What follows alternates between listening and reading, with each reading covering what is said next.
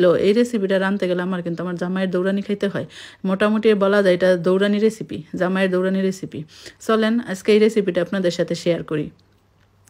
এই রেসিপিটা আমি যেদিনই রাঁধি আমার আবার প্লেট ভর্তি ভাত হয়ে যায়, কিন্তু আমার জামাইয়ের প্লেট খালি হয়ে যায়, কারণ আমার জামাই খাইতে পারে না, আমি আবার প্লেট ভর্তি ভাত নিয়ে খাই। তো কী জানি না কেন আমার জামাই খায় না।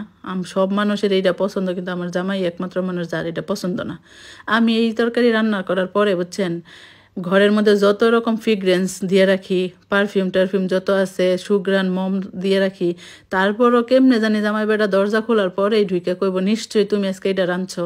আমি যতই বুঝাইতে চাই যে না না আমি রান্না করি নাই, বিশ্বাস করে রান্না করি নাই, তারপরও সে বিশ্বাসই করে না। তার নাক এতটা মানে তুখর, সে কেমনে যে বুঝে, লুকাইও রাখা যায় না, সে বুঝেই যে আমি এটাই রাঁধছি। তো মানুষের মন বলেন, আমার এত পছন্দ, আমি কি মাঝে মাঝে একটু খামো না? তো রান্না করি, যখনই সুযোগ পাই তখনই যেইভাবে রান্না করে ফেলি।